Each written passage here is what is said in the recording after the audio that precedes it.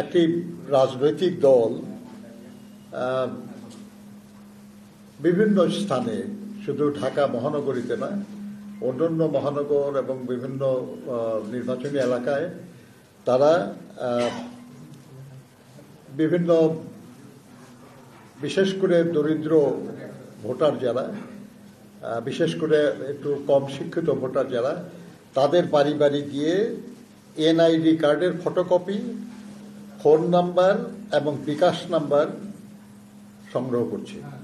কিন্তু এবার এই কাজটা করা হচ্ছে এবং কেন করা হচ্ছে এই নিয়ে আমরা একটু খোঁজ নেওয়ার চেষ্টা করেছি,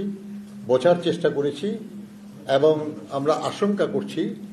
যে তারা ভুয়া এনআইডি বানিয়ে জাল ভোট দেওয়ার চেষ্টা করতে পারে এবং বিকাশ নাম্বার যে নিয়েছে তার মাধ্যমে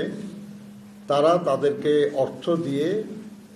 প্রলুব্ধ করতে পারে তাদের পক্ষে ভোট দেওয়ার জন্য।